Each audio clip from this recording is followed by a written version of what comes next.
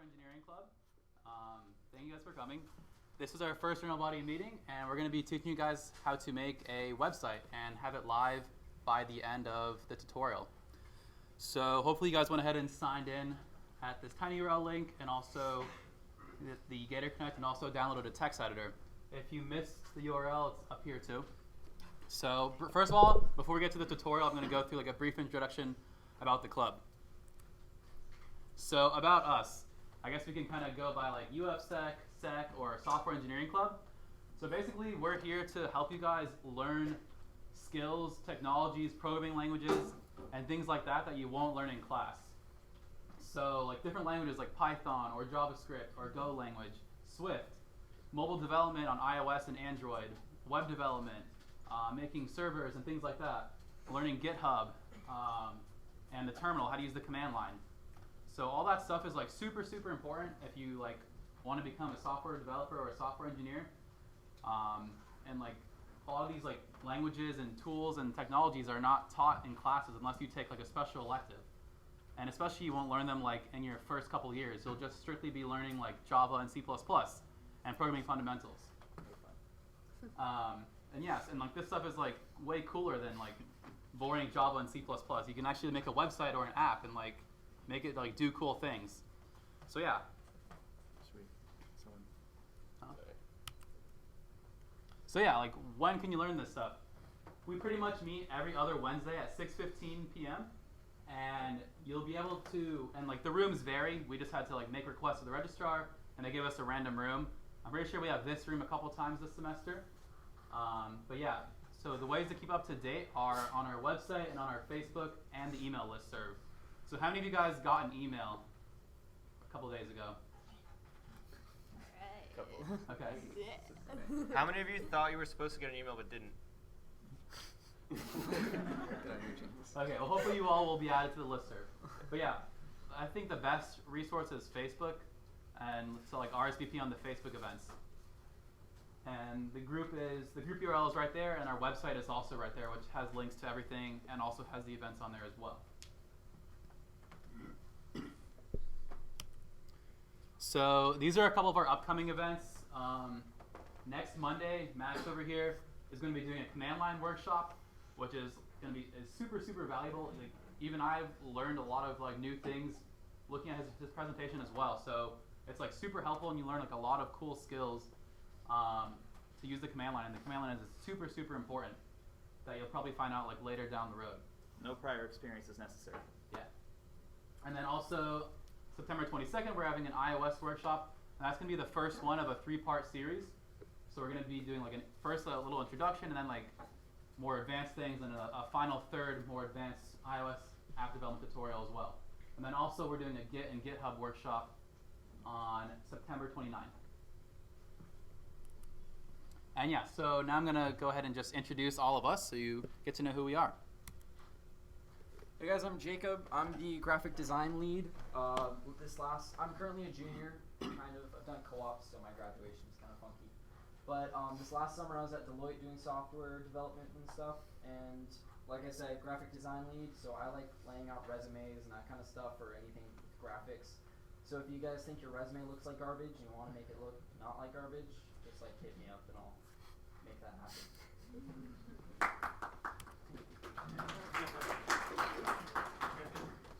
Alright, I'm McKenna. I'm the outreach chair, so I'm just responsible for like sending you guys all the really annoying emails, but like keeping you up to date on all the upcoming events and stuff to like have downloaded before you come and what you need and all that good stuff.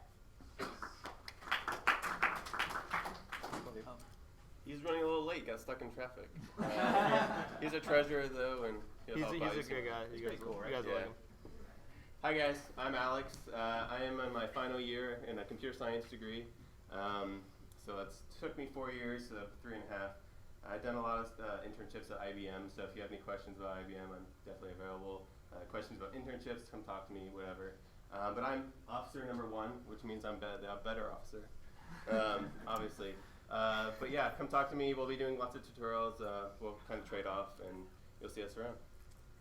Hi guys, I'm Max. I'm officer number 2, but I'm a computer engineer, so I'm major number 1. Sorry, everyone in the room. Fourth year, worked for both a startup and a big company, so if you guys are wondering on the culture differences, definitely talk to me. I'm going to be the one leading the command line workshop, and I love everything the terminal, so if you guys have any questions, please let me know. Yeah, how's it going, everyone? I'm Bradley, so I'm the vice president.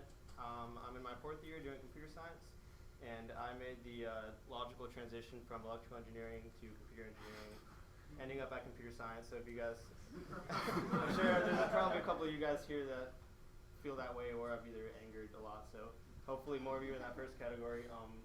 Yeah, last summer I spent interning at Microsoft. Before that I was at Ultimate Software. So if you guys have any questions about what those companies are like, the interview process or anything like that, feel free to reach out to me. Yeah, pretty much. And that's me, Sergio.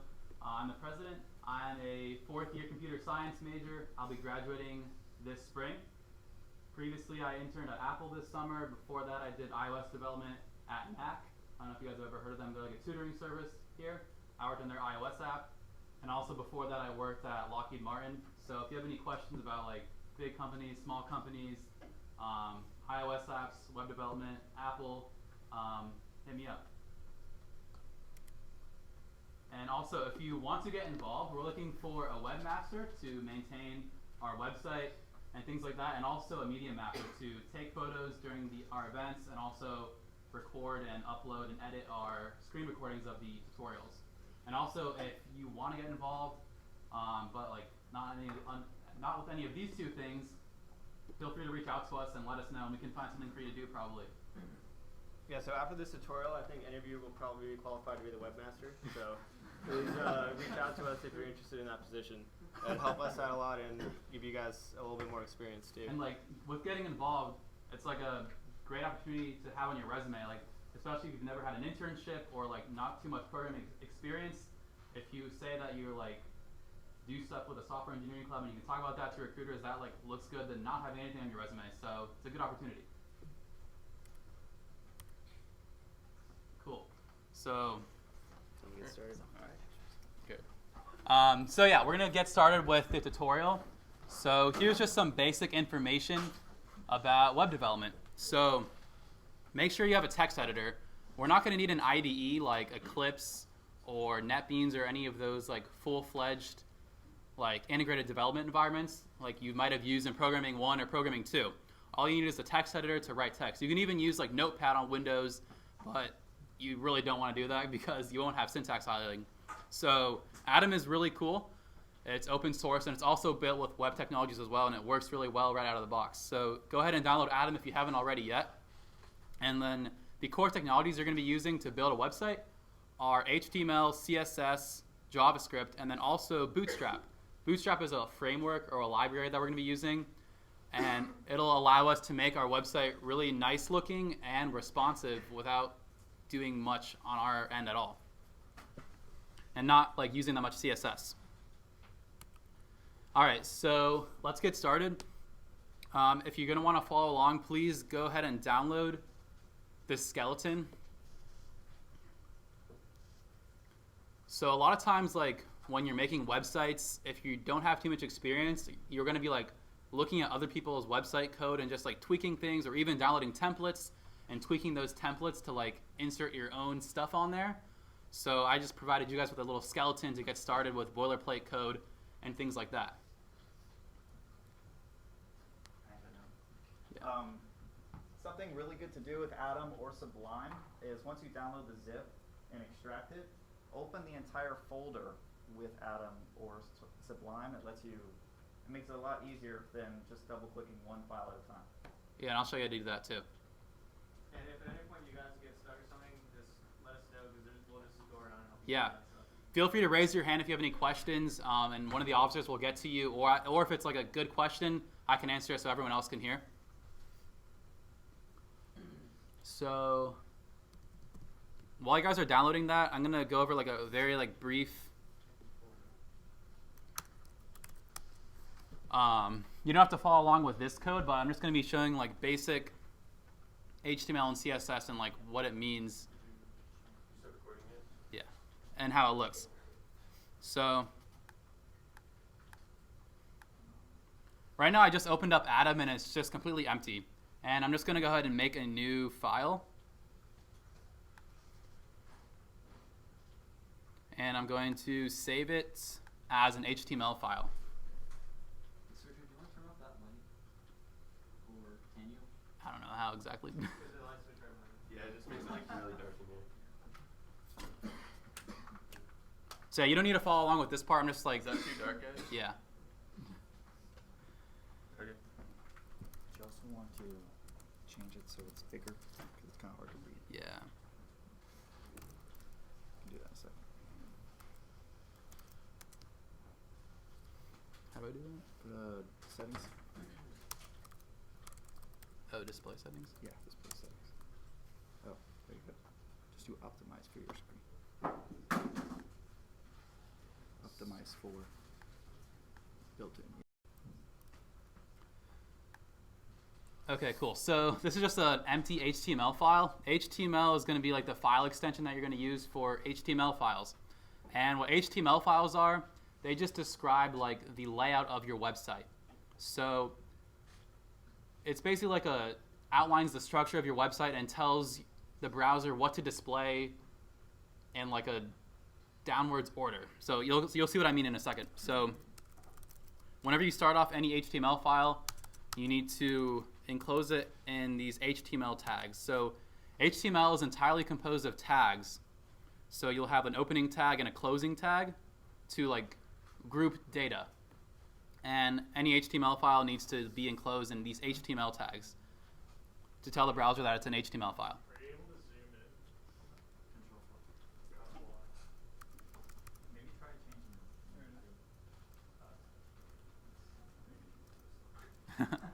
Okay, I mean, maybe that'll get too annoying, and I'll change it. But next up, we need to make a head tag. And inside of this tag is going to be all of like metadata for your website. So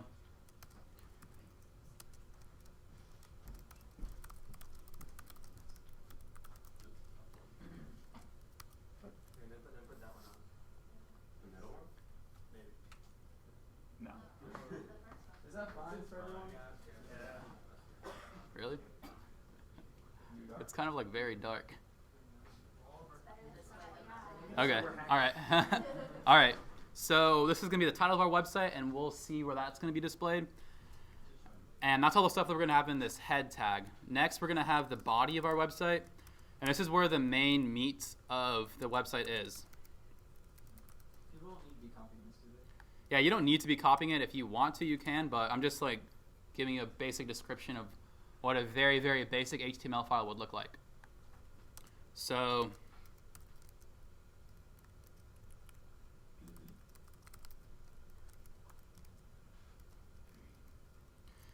inside my body tag, I have this h1 tag, and an h1 is a header. So we have a bunch of different header files or header tags. You can do an h1, an h2, an h3, an h4, an h5. And as you get to a larger number, it makes the text smaller. So an h1 tag is going to be the largest kind of header.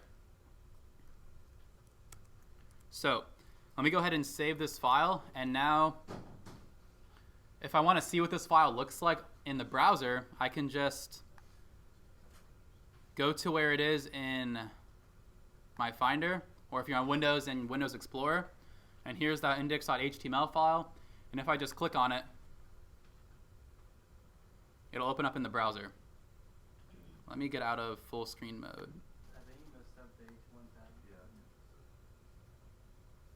The first part of it. Thank you. Okay, so yeah, you just saw that change be reflected in the browser. The text grew because now the browser realized that it was an h1 tag. So of course the website looks like super, super, super basic, and there's like not much on it. And it's hard to imagine like how you would create an actual website like Facebook or Twitter or like YouTube or something like that if we have like these primitive tools right here. So next, like with that, I'm going to introduce CSS. So CSS is like the other main ingredient for websites, and it's going to allow you to customize how these tags are displayed. So I'm just briefly going to make this h1 text red. So I'm just going to make a new file and call it style.css.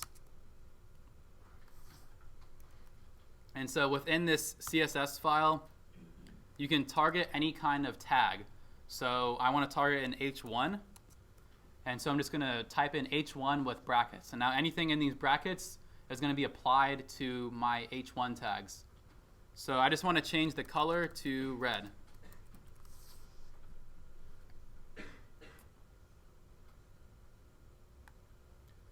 And now we need to let our HTML file know that we want to use the stuff in this CSS file.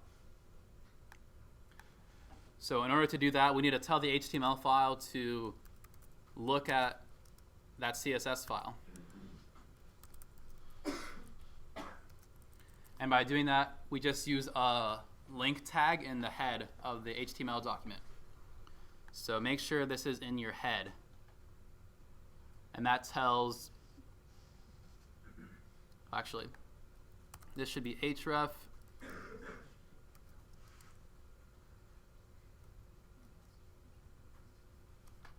And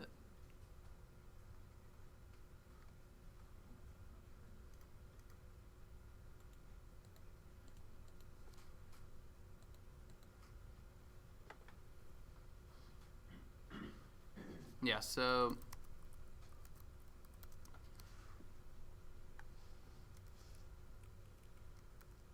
this just tells what it is, and it's a style sheet, our cascading style sheet. So let's go ahead and save both of these files and check out what they look like in the browser. Okay, so now you just saw that the header file, or the header tag, just changed to red. And so we can apply all these different kinds of styles. We can change the font it's using, because we're just using some basic ugly Times New Roman now by default. So we can customize the font, we can customize the size even more, we can customize the color to any color. We can do a whole bunch of stuff. And in order to do all that stuff, we're going to have to define a bunch of different styles in our CSS file to do all this custom stuff to make our website look pretty. So with that, we're going to want like more control over our targeting of HTML tags. So like, for example, if I had a bunch of header h1 tags, it's going to make all of those red. What if I don't want to make all of them red? What if I want to target a specific one? Or what if I want to target a specific set of h1 tags? So that's where IDs and classes come into play. So we can set this to have an ID of red. And let's also add some paragraph text.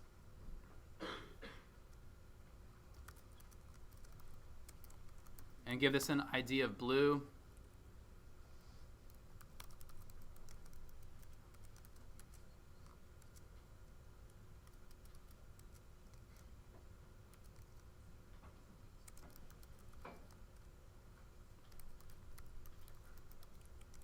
And you can make these class and ID names anything you want.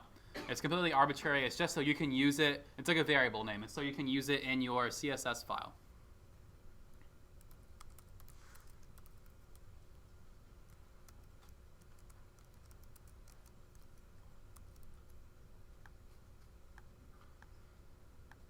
So in order to target an ID or a class, for an ID you'll have to type a dot and then the name of the ID. So we had blue, and let's set that everything that has the ID of blue to blue.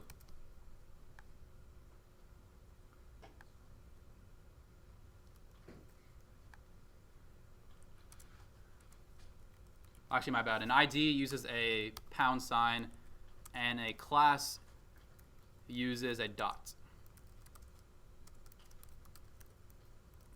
So the difference between an ID and a class is that only one element can be assigned an ID, but you can have a bunch of different elements that have a class. Yeah, do you have a question? Oh. So I'm going to make a bunch of different yellow text tags. And so since they all have this yellow text class, they should all be yellow. And this should only be, and these two things should be blue and red. What's the difference between an ID and a class? So an ID can only be assigned to one element, and a class can be assigned to a bunch of elements. So as you see, we assign this yellow text class to a bunch of different elements. So generally, you're going to be using classes a lot, and you'll only use IDs to like signify one specific thing. So it's kind of like a unique identifier to an element, an ID. So let's look at the browser now. And now we see that we have this blue text and a bunch of yellow text that we can barely see. But our classes and our IDs worked, and we were able to commenting? Yeah. So yeah, our classes and our IDs worked, and we're able to target specific elements and also assign styles to like groups of elements. And how you do a comment in HTML is pretty weird.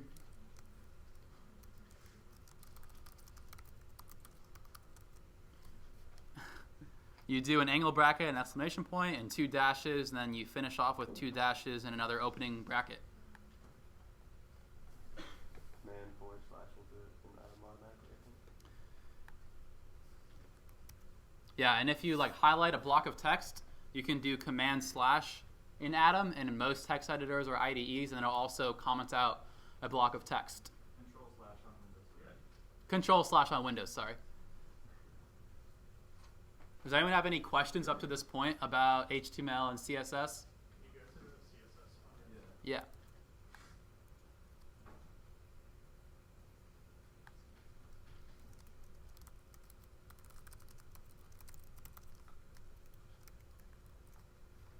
CSS comments are a little bit more familiar. It's what you would do in Java and C++. Yeah. Can you explain again what the difference between the class and the ID is? Mm-hmm. So an ID is kind of like a unique ID, right? It's if you want to uniquely identify a certain element. So if there's going to be like one header text on your HTML file that you want to like specifically do things to that one header text, you'll give it a certain ID. And if you don't want those styles to be on any other element on the whole page, you'll use an ID. But if you want to apply certain styles to a bunch of different things, you'll use a class to identify them all easily.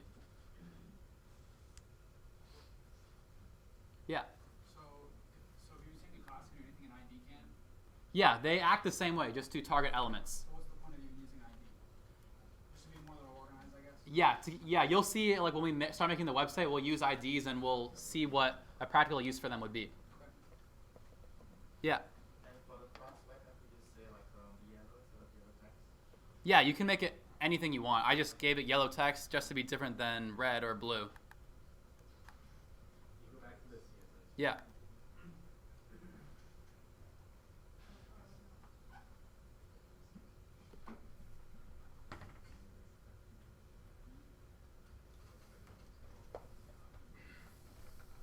So we're, yeah. Sorry, so with the hashtag or pound symbol, that's the ID. What is H called again? Like, that's not an ID or a class. Yeah. What's that called? It's just an HTML tag, just to target like a tag. So some common tags are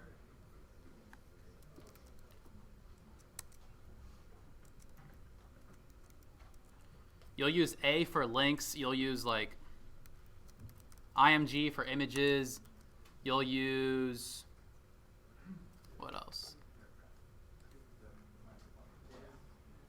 Yeah. You'll use divs a lot. You'll use spans a lot. So they're just like HTML tags to signify and do different things with HTML elements on your page. And we'll get into more of them and use them more in depth on the actual website. All right, so I'm going to move on to the actual website now. This kind of stuff was just like a brief introduction to just like what CSS and HTML is. We're not going to be doing too much CSS. We're going to be using like built-in CSS for us so we don't have to make our website look pretty on our own. So I'm going to close out of all this. And I'm going to open up that starter skeleton that I told you guys all to download.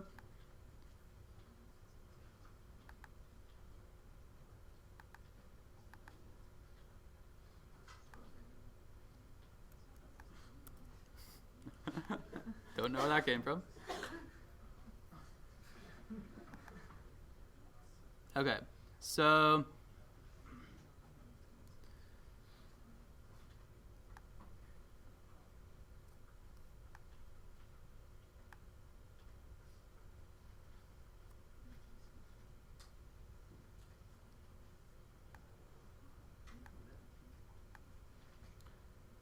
we can just do an add-on if you go to File, Add Project folder. That's a little bit easier to bring in that starter skeleton folder.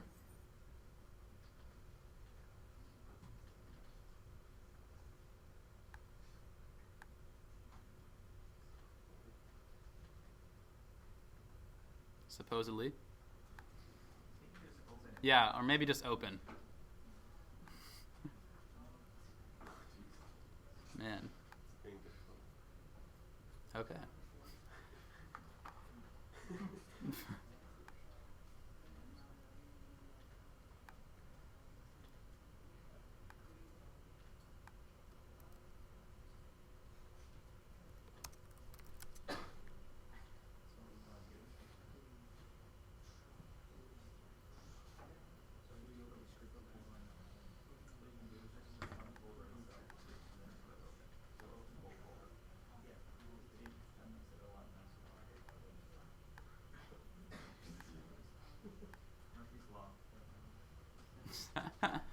I guess QuickTime makes my computer pretty slow. But we'll wait until the file dialog opens up this time before doing anything else. Okay.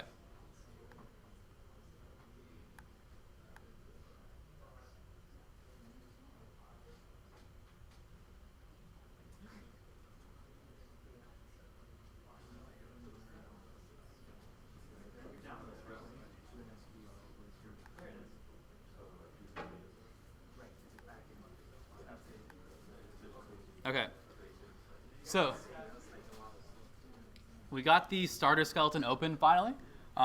Let's go ahead and open the index.html file. And if you don't have like this tree view, you can toggle it with command/.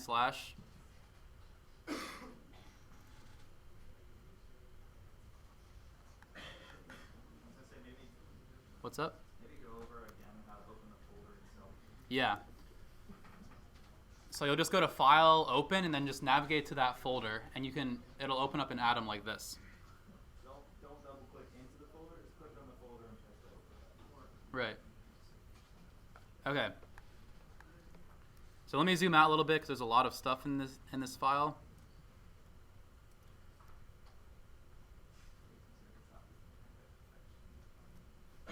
So as you can see inside of our head, we have a lot more things now. Basically what I'm using for this is a template from Bootstrap. Let me give you guys a brief introduction of what Bootstrap is.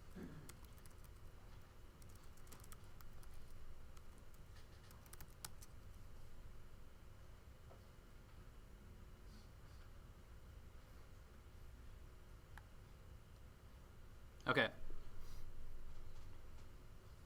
So as you see, Bootstrap is like an HTML and CSS and JavaScript framework for responsive mobile-first projects. What that means is a responsive website is a website that'll like look good on like a desktop, a tablet, or a phone. So nowadays in 2016, we're always visiting websites on our phone, and we expect them to work properly on our phone. So using these tools and this framework, our website is going to work on phones out of the box. So basically all Bootstrap is a bunch of CSS files that we're going to be using. So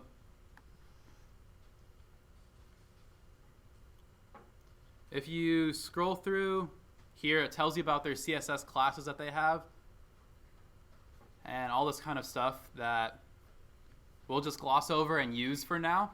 And if you look at the components section,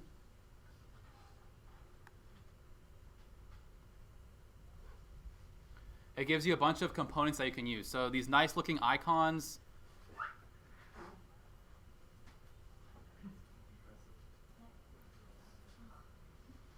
some nice buttons, some alerts, some drop downs. Yeah, and literally you just copy and paste this code here that they give you. And like if you see, like you'll use classes drop down, class button, button default. All these are Bootstrap classes, and so like we're essentially just using their CSS files instead of having to do CSS on our own. And like it easily makes your stuff like look really nice and modern. Yeah, and all these examples here are like working. Let's see.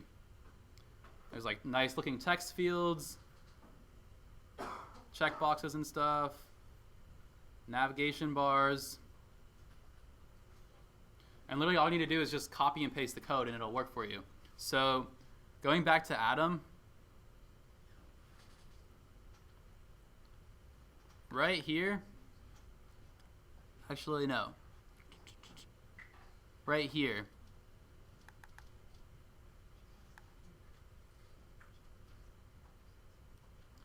This line where it says latest and compiled minified CSS, that is like the entire Bootstrap CSS.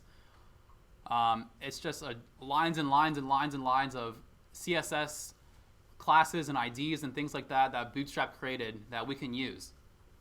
So that's how remember how we linked in our styles.css file, similar like right here, our CSS? We're just doing the same thing with their CSS file. And their this is like a URL like on the internet. So we're just talking to their server and telling our website that our CSS file is located on this machine on this server. So we're able to use all of their CSS functionality for free. And Bootstrap is also open source as well, so it's free to use and everything. So that's the end of our head. You don't really need to worry about everything else in here. It's kind of just boilerplate to make Bootstrap work. So if we click and open our HTML file,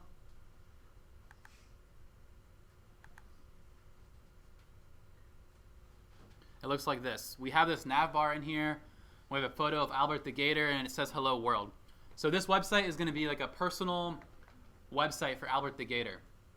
So if you're in like computer science, software engineering, you're probably going to want to have a personal website. When you're applying to jobs and internships and hackathons or anything like that, a lot of times you'll be asked for your website URL and your LinkedIn or your GitHub and things like that. And so having a website, you can showcase like your portfolio of projects you've worked on, your work experience, and things of that nature. So, and it'll put you ahead of the game since you can showcase that you know how to make websites compared to your other classmates. So yeah, we're going to go ahead and just make a mock website for Albert the Gator. So going back to the HTML file, right here starting at the body, this entire nav tag, that's all of the navbar stuff, which we're just going to leave it alone for now and just leave that in there. So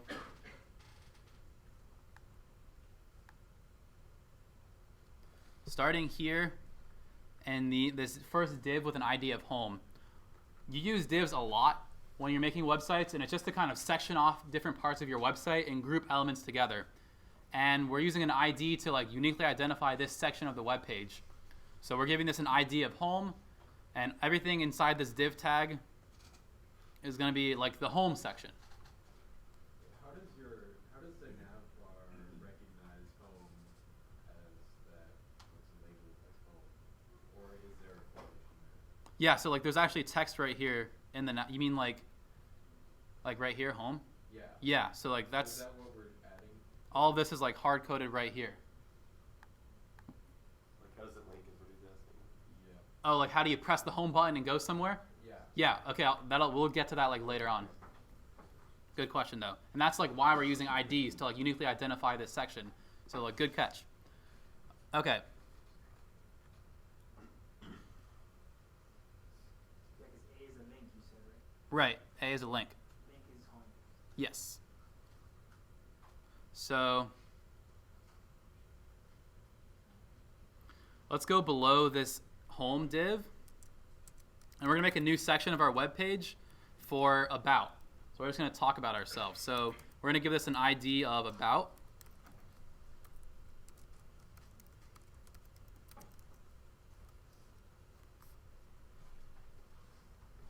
And also we're going to give it a class container. So this container class is a Bootstrap class that kind of gives this div padding and some good formatting, and it also allows it to be responsive to work well on your phone and things like that. So you can give elements an ID and a class. So this has an ID of about and a class of container.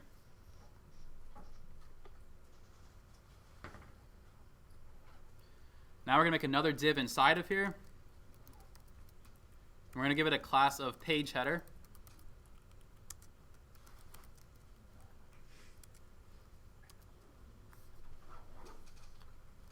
And we're going to put in an h1 tag, and we're going to say about me.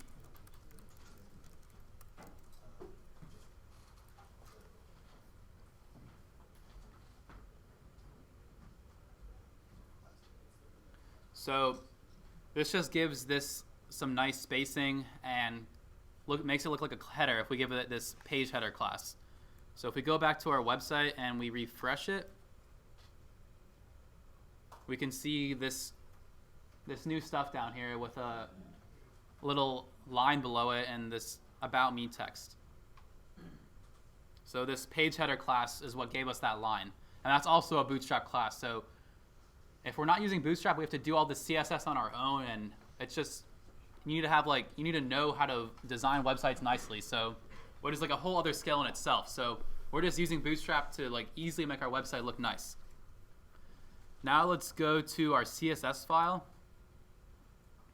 which has some other CSS in here. And let's go all the way down to the bottom.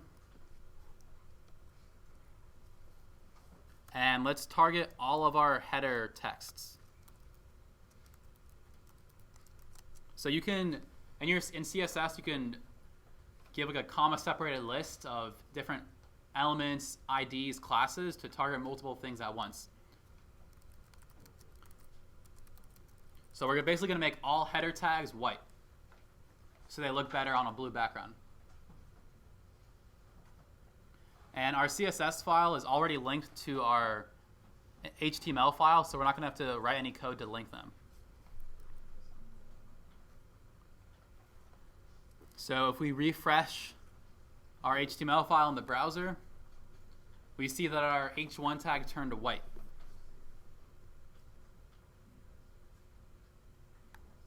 And that's because this is an h1 tag with about me. Yeah.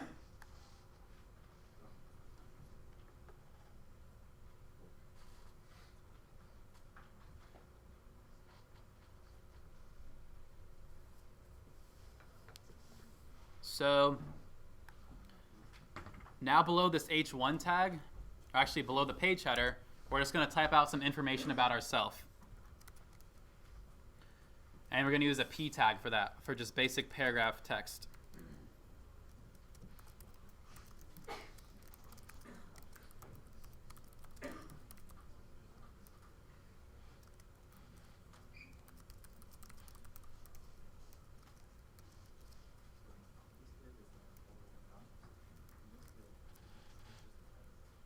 So I'm just going to copy and paste this text over and over again so we can look like we have a lot to say about ourselves. Is this in the body? This is all in the body. Right below this div, you should have this div of ID home. So this is all going right below that. So what is the BR? The BR gives you a line break. So I'll show you what that looks like in a second.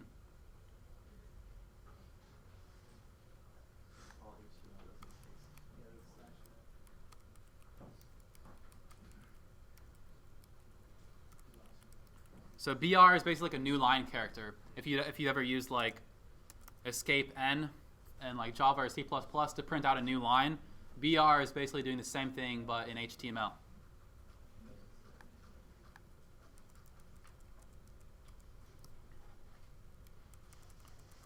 So again, this is all that we've added so far.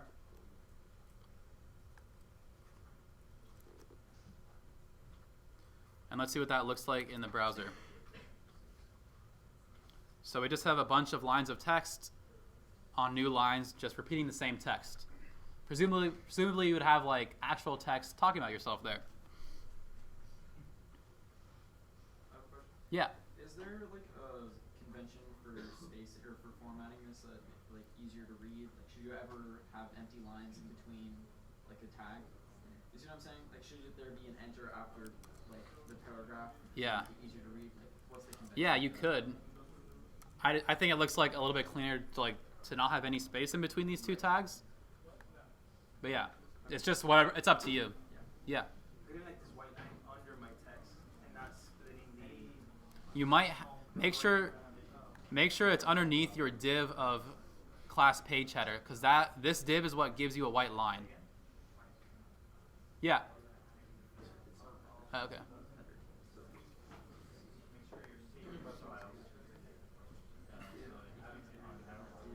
Okay. What was that? Yeah, so this text is black because we never customize the text. Can you guys quiet down a little bit?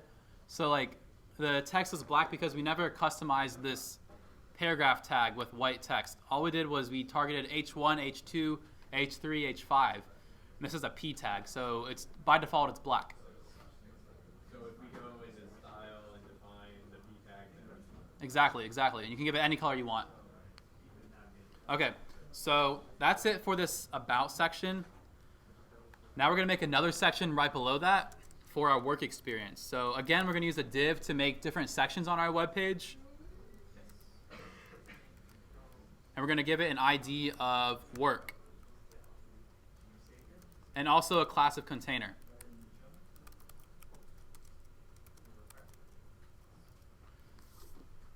So again, just make another div section with an ID of work and class container right below this other div that we have.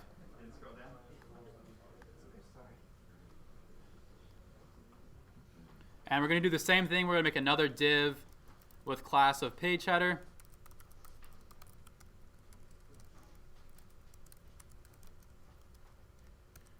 And another H1 with some work experience text.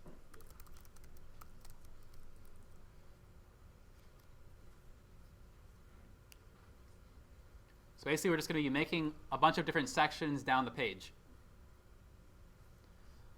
I'm just going to copy and paste and have a lot of about text just so our website looks a little bit more fuller.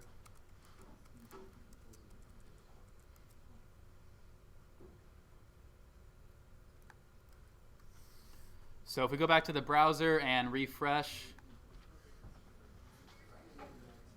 we should see our new work experience section with the same kind of white underline below it.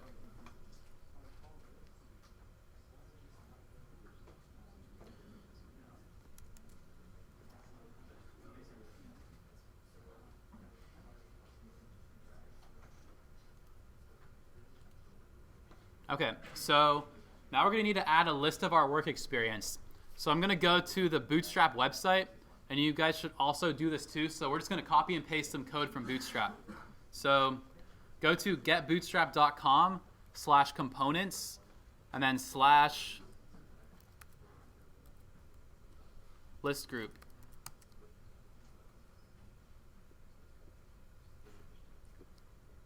Can everyone see that URL? It's getbootstrap.com/components/hashtag list-group. And that should bring you right here.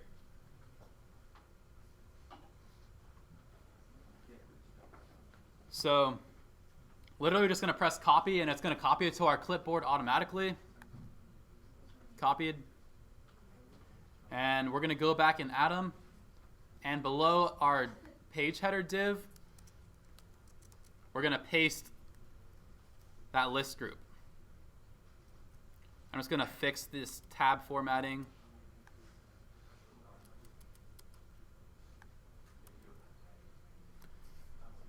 Anyone have any questions about what I did there? It's getbootstrap.com/components/hashtag list-group. And you're just going to copy and paste that code right there. Where did you paste it? Go back. Yeah, so you're going to paste it right below the div class page header, but still inside the entire work div.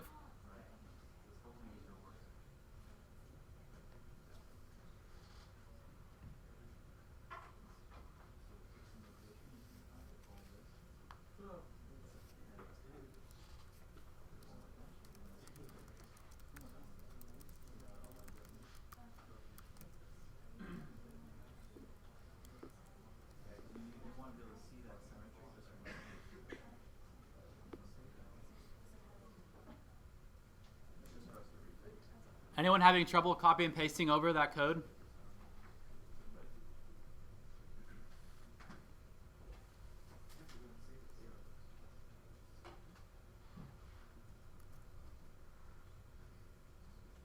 So if we save that, oh yeah, do you have a question? No, sorry. If we save that file and we go back in our browser,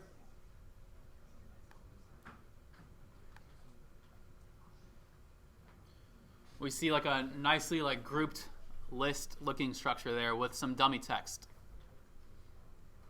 Now we actually want to fill out some work experience that we've had in there.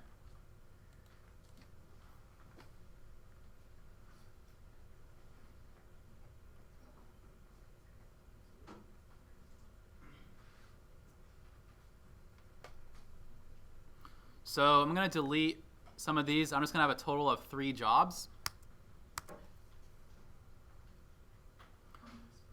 And let's just say that this is lead developer at UF Software Engineering Club. And let's call this one UF Bookstore. And this one, let's say we were a McDonald's crew member before that. Okay. So we just changed the text inside of these li tags. So this outer tag, ul, stands for unordered list. You can also replace that with ol to have an ordered list. So it'll just count down 1, 2, 3. So we have this unordered list tag and then a bunch of li elements, which are just list elements that go inside of your unordered list outer tag. So how do you change like the color or whatever of the li? Text? Yeah. Yeah. You can just say li and then color whatever in your CSS file. So if we go back to our browser, we should see those changes reflected.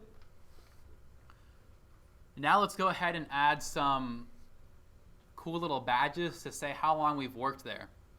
So if we go back to our components page on Bootstrap, replace list group with badges. Oh, it's also right beneath it. So we're going to use like these kind of badges are used for like notifications and like little things like that. But we're going to use it to like signify how long we've worked at the place. So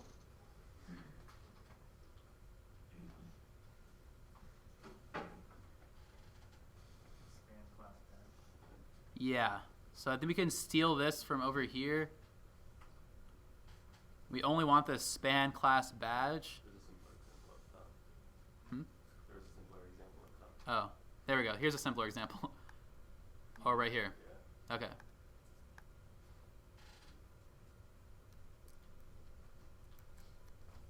So all we want is that span tag. And we're going to bring that at the end of our text. And just paste that in over here.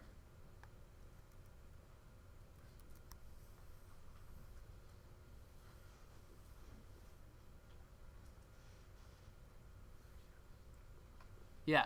What's the difference between a span and a div? Okay. So basically spans and divs are used to group stuff like we're kind of seeing. But this, if we're going to use a span, it's going to be displayed in line next to whatever element it's behind. So if we look at the browser, we see that these 42 span badges are in line. If we were to use a div, it would go like below the element. So you use divs. Divs are called block elements, and spans are inline elements. So if you see, we use divs for these sections, and we see them laid out below the previous section. That's because they're a div and they're block elements. You can't place 2 divs like left and right of each other. You need to use a span.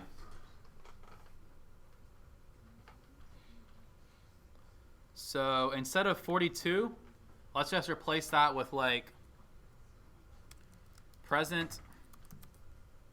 And let's do this one with 3 years. And let's say this one is 2 years.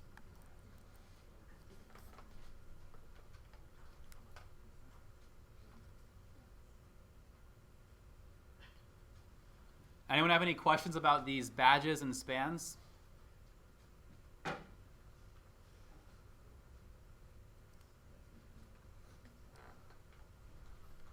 So if we refresh the browser, now it says present, 3 years, and 2 years to kind of say, like, we're working here now, we worked here 3 years ago, or we worked here for 3 years, and we worked there for 2 years. And if you want to add more elements, you would just copy and paste this whole an li and just make a duplicate of this list element. So you'll see that, like, when you're making websites in the beginning, you're going to do a lot of copy and pasting, whether that be from other people's websites, from Stack Overflow, from Bootstrap. You'll be doing a decent amount of copy and pasting to get what you want to happen.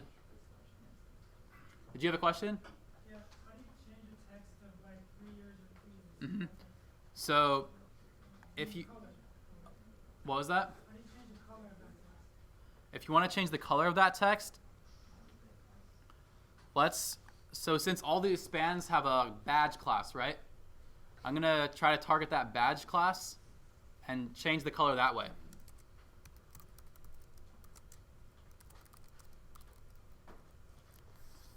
So I used dot badge to target the badge class and gave it a color of red. So that went ahead and changed the text of the color of the text in those badges. I want to talk about the cascade real quick because it can cause frustration if you don't have the CSS links in the right order. Yeah. Yeah. Well, like, that's not relevant here. Okay, we're gonna like remove that because you can't really read the text if it's red. So yeah. Any other questions about badges and spans? Were you able to get those working? Yeah. Is there any way to change the color of like the background within the badge? Probably. Off the top of my head, I don't know. I would like. Probably. That would be in the Bootstrap documentation. Yeah. Or you could Google that. Bootstrap change badge background color. A lot of people use Bootstrap, so you'll find a lot of Stack Overflow threads with like Bootstrap specific questions. Yeah. Okay.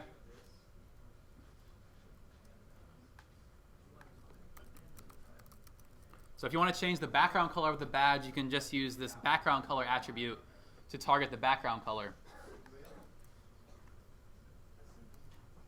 And we see that working there. So we're going to move on to the next section now of our website. And we're going to call that our project section.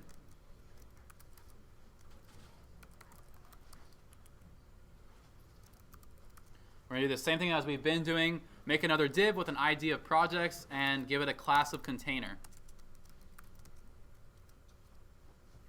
And again, we're going to I'll just copy and paste this page header div because we're also going to give it a page header. Is there a way to autocomplete to do the second div, the closing div tag? Yes. Probably. Yeah. Yes, there are add-ons for Atom. Oh, okay. I didn't know if you just did that or not, or if you just typed it quickly. I just typed it quickly, I think. Okay, so here we have our project section now. We're going to talk about our portfolio of programming projects that we've done.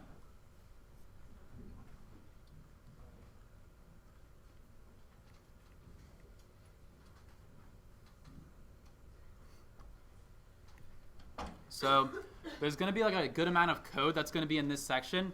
So I'm just going to go ahead and copy and paste the code from like the finished product. Just not to bore you guys from typing.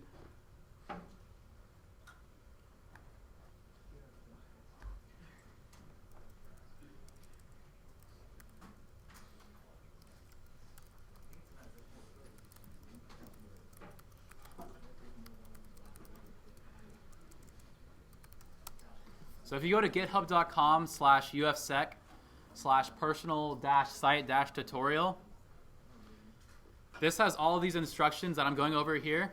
If you like got a little bit lost after the tutorial, and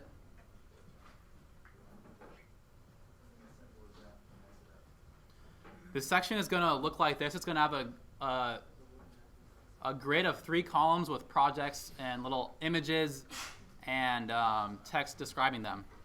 So this code right here just has this entire div with an ID of projects. So let's just copy and paste this entire block of text. It's at github.com/ufsec/personal-site-tutorial.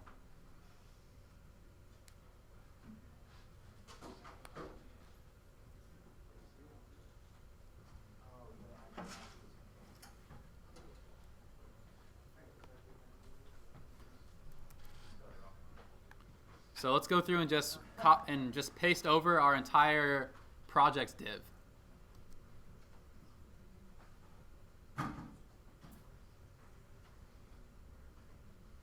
So here's the beginning of our projects div, and with the rest of this code pasted in there. I'll give you guys a couple of minutes to get that code copy and pasted.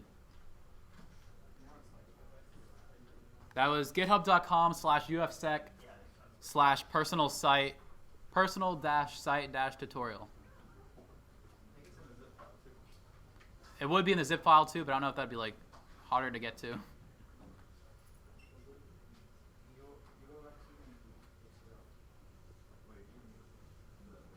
So literally just copy and paste that entire div right below the work experience div.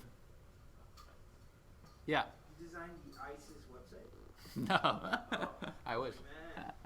No, those are just dummy projects that Albert the Gator could have worked on. Oh,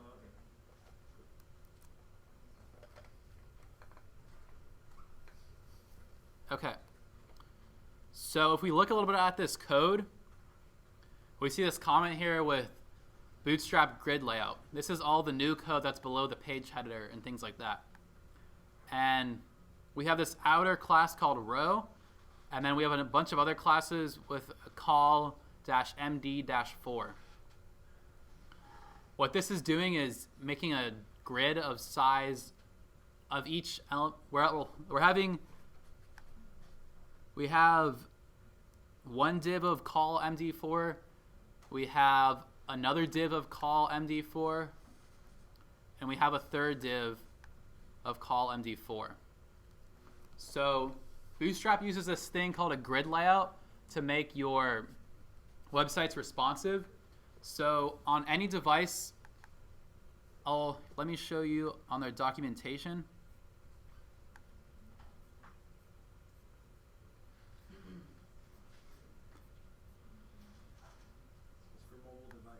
Yeah, it's basically to like make your website work on mobile devices, because if we look at this 3-column grid layout, when we make the screen smaller, that's obviously not going to fit. We need somewhere to like some way to change the size of these columns, or like collapse them underneath each other.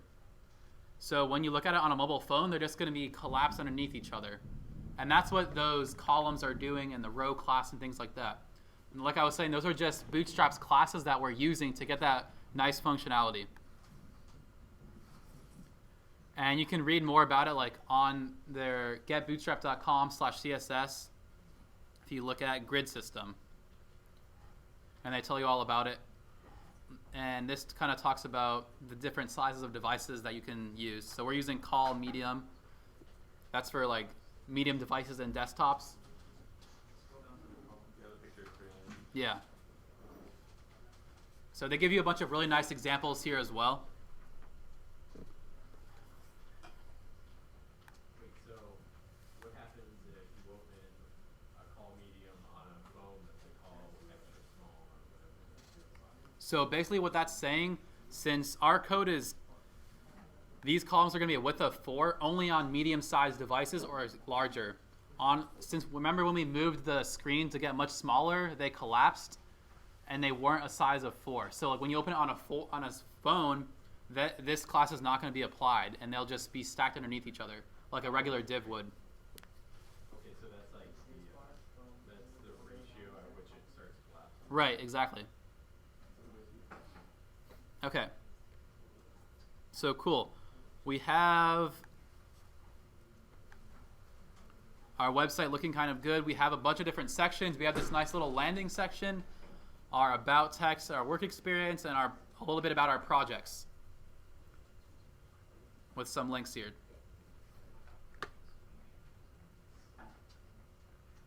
Okay. So there was going to be a tiny little extra portion to introduce JavaScript. We can do that briefly. If you go back to the GitHub page with the code you just copy and pasted,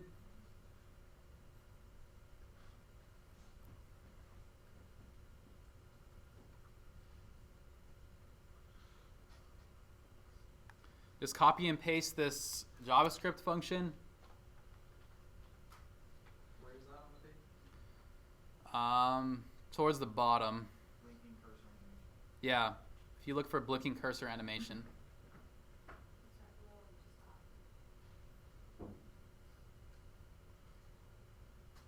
Just add an element first.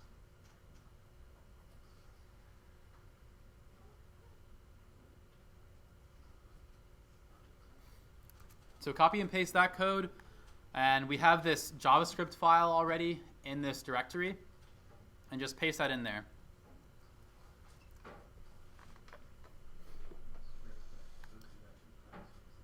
So JavaScript is actually like a full-fledged programming language, unlike HTML or CSS.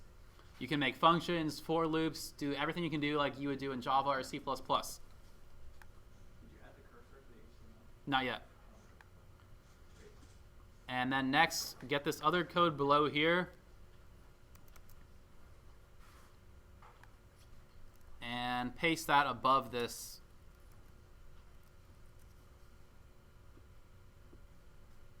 Yeah. So if you want to do something where it's like, I don't know, like it reports how many times you've been to that site or how many times you reloaded site, something where you would need like a counter. Yeah. And you want to print that to the screen rather Yeah. than just constant. Do you have to do it through JavaScript? Yeah. So basically you're going to use JavaScript a lot if you're going to make any kind of like real website or web application. So our website right now would be called like a static website. The data on the website is always remaining the same. It's never going to change once it's live. But if you think about like Twitter or Facebook or YouTube, whenever you go there a second time, like you're always seeing different information. It's like a web application. Like you can do a bunch of different things. But our website is just very static and you can't really do anything. If you want to like do stuff, you need to like use JavaScript, a programming language to like program your website. And you can like interact with HTML elements and do a lot of things. So JavaScript gets pretty complicated really fast, but just go ahead and copy and paste this code for now. And there's also one other HTML code. So grab this span and ID of cursor.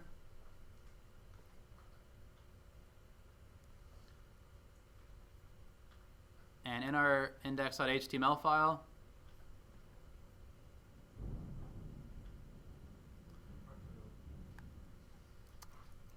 we're going to paste it right after our hello world title. I think,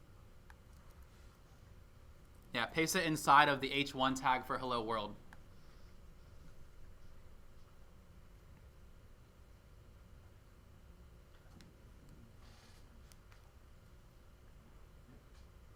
Anyone have any questions?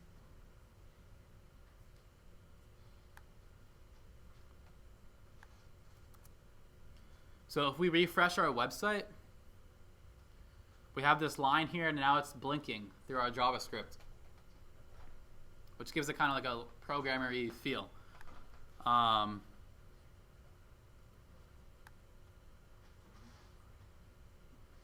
Basically, really quickly, this JavaScript function, this is what's actually doing that. It's targeting the cursor ID and animating it and like reducing its opacity to 0 and then bringing its opacity back to 1. If you want to, on these GitHub instructions, there's like talks a little bit about what's going on in there if you want to learn more. All right, does anyone have any questions? Yeah. I'm Team Sergio now, but thank you for this. Yeah, no problem. But now, like, if you want to learn how to get this website live very quickly, I'll show you how to do that. Yeah. Oh, did we Oh yeah, the buttons, true. So we have these navigation buttons. Do they work? Not content. We haven't created a div for content yet. So Yeah.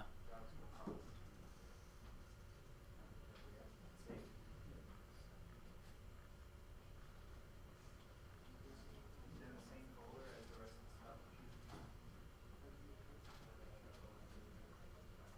Okay. We don't really worry about the nav bar for now. Like those instructions are on the GitHub page. But I think it's more important to like learn how to use GitHub and get the website live really quickly. So I'm going to actually just make a new GitHub account right now.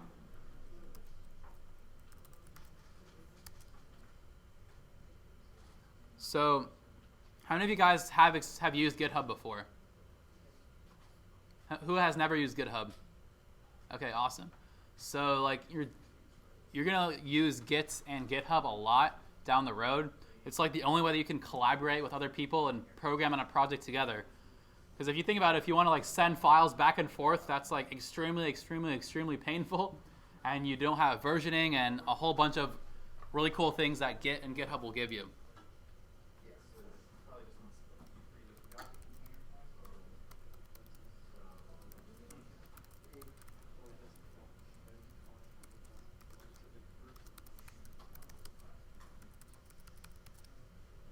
So I'm just making a dummy GitHub account right now.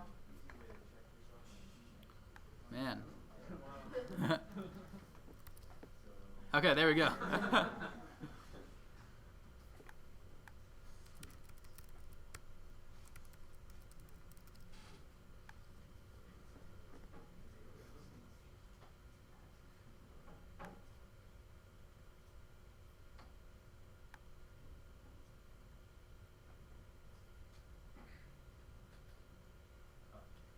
So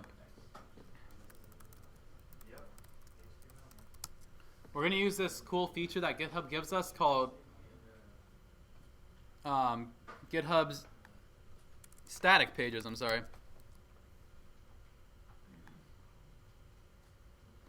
So they allow you to host free websites for yourself and your projects on GitHub. So the instructions are pretty basic, and I'm just going to go through them.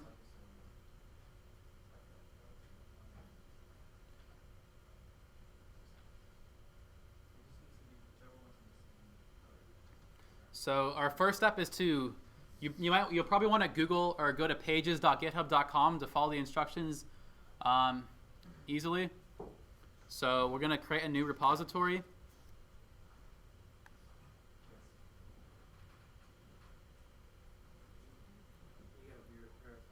Yeah. I'm going to do that from my phone really quick.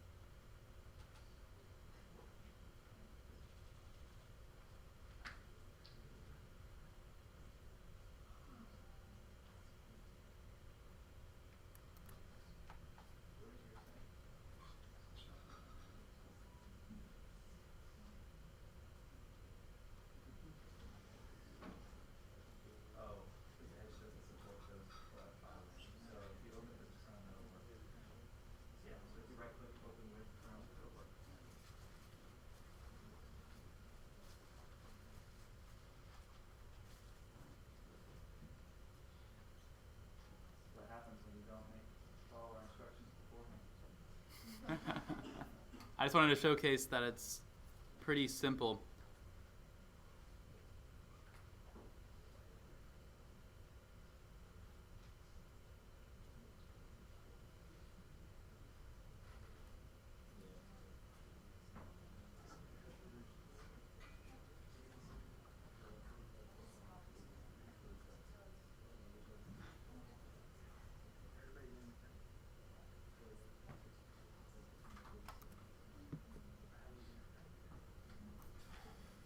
That's good. That means it's verified.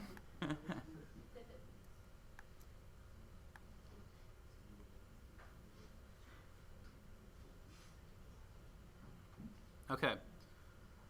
So in order to make a website, we're going to have to make a repository that's called our username.github.io.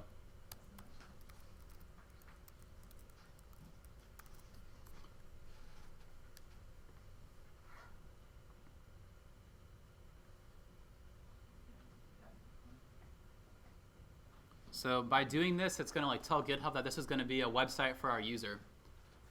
So that's, again, just your username.github.io. And make sure you keep it as public. And just press create repository.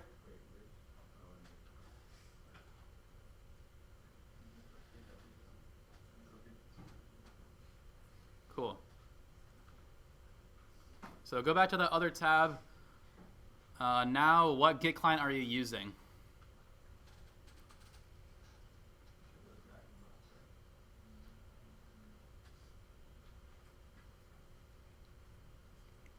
So we already have our code for our website, so we're gonna kind of like bypass these instructions a little bit.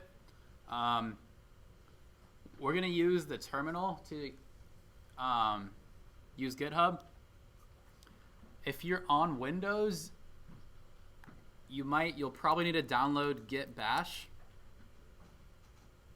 But if you're on Mac, if you have a Mac or a Linux machine or Ubuntu, you'll have Git already installed out of the box. But if you're on Windows, just Google for Git Bash and then download from here. So, what was that? If you type in Git, and if something, here, I'll open the terminal. And if you want to test if you have Git installed, just open your terminal or command line. So that's an alternative. Mm-hmm. They initialize it with a README, they can just drag them into the browser, like the files. In the browser? Yeah. Oh, really? Yeah. Okay, this might be easier. So after you made the repository, you'll be at this page, right? Yeah, so you just click README, it'll make one for you. And click on README. And it's going to generate a README file for your repository.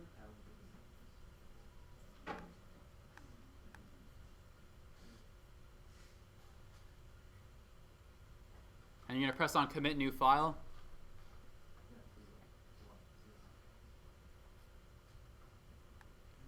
And now we have this repository that looks like this. Was anyone have any trouble getting there?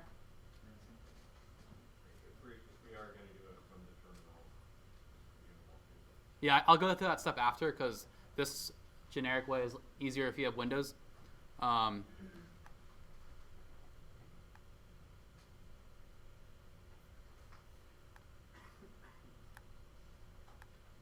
So basically, all of our files, you can just drag them. Make sure you don't drag the outer starter skeleton directory. Just drag all these files. And once you drag it into the browser, you can upload them.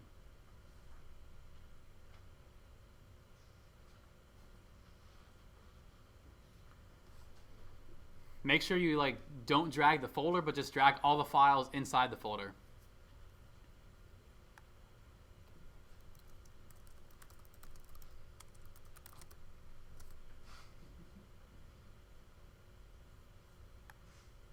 And you're going to press Commit Changes. Cool.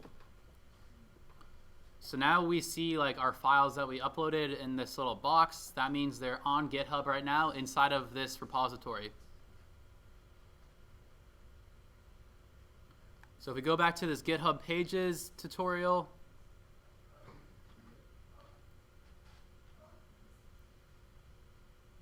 all we need to do is just commit a file that has index.html, which we have. And if we go to our username.github.io, we'll see the website live. Cool.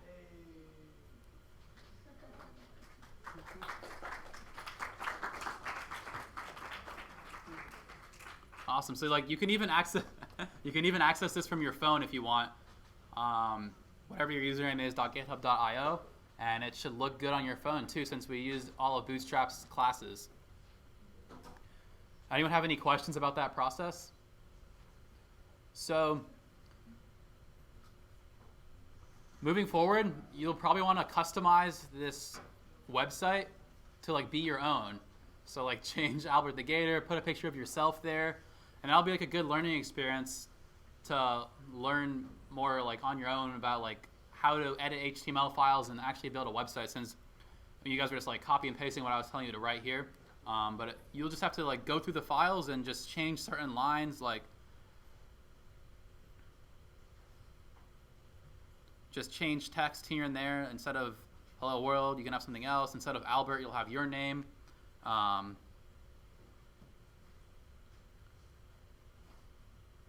Yeah. How much of this did you use when you're making your own website? Like how similar is this to what you have in your final website? Kind of similar. So I'll show you guys my website. This website is also hosted on GitHub pages also, but I just have a custom domain. So as you see, I have like the same nav bar here, and I have like different sections as well.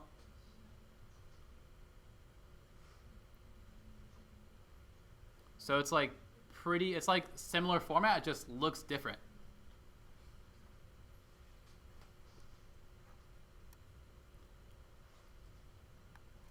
So like you can take a look at like my source code and like see how I did stuff if you want. Do you want to show how to do that? Yeah, all of my code is, if you like go to my GitHub, which is at the bottom of that website.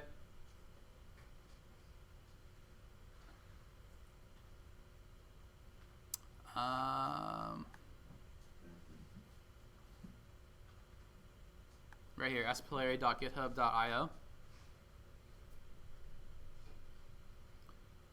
And yeah, you can just take a look at my index.html file. It's just one HTML file, and see how I do certain stuff if you want to try to copy. Like, basically, like, it's really hard to come up with good designs on your own to make your website look pretty, so I also just like look to other people's websites and see how they did stuff as well. So if you look at the tutorial webpage right here, towards the bottom of these instructions, I gave like a repository that has a list of a bunch of people's personal websites. So this is just a bunch of like random kids' personal websites. And you can make a pull request if you're like learning GitHub further and add yours on here too. So I believe, yeah, mine's here too. So yeah, if you want to get inspiration, you can go through this list, see how other people's websites look, and try to copy what they did. Yeah. Do you want to show how to like open up the source code from any website? Yeah. So if you want to check out the source code from any website,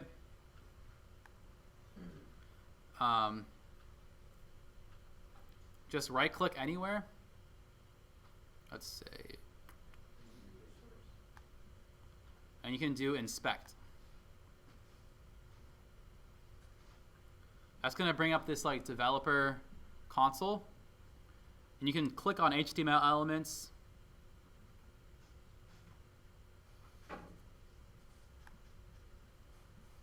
Okay, so right now I'm clicking on this H2 work experience thing, and you can even see all the CSS that's applied to it over here. You can even edit it like in real time, so I can even double click here and like change the text. But obviously that's not going to like be permanent. It's only like right now in this version of this website that I'm looking on my browser. And you can even like toggle different CSS styles. So like this letter spacing that I just removed, that's what makes like this letters spaced out like that. I can just toggle that off. I can even like add a new style right here. I can say color equals red, and it just happens live. So Chrome's developer tools are like super useful for even like debugging your own website and seeing how other people do stuff as well. So yeah, anyone have any other questions? Yeah. How do you add your name? Your own domain. Good idea. Good question. So all you have to do is add a CNAME file in your repository, which has your domain. But you need to buy a domain first. So I use namecheap.com.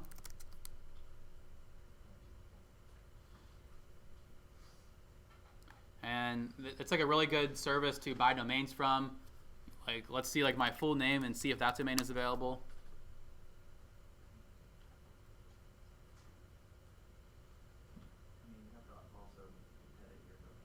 Right, in Namecheap. There's a couple more steps than just the CNAME file. But yeah, we see SergioPlayer.com. It's only $10.69.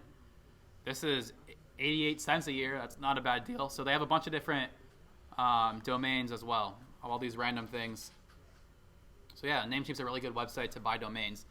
When you actually buy a domain and you want to use a custom one, they tell you right here on this tutorial. Want to use your own custom domain? They have instructions as well on GitHub. If you click this link. Anyone have any other questions? Yeah. Is there any like open source place you could get advertisements from? Like anywhere, like a website you can find people that want to advertise. So you pitch your website. In a sense. Not that I know of. I mean, you could add it to that repository that I was showing you. This thing. Okay. People Yeah. come to you. I don't know like how like many people actually look at this, but also like you can have it on your GitHub account. Like I don't know if you guys saw.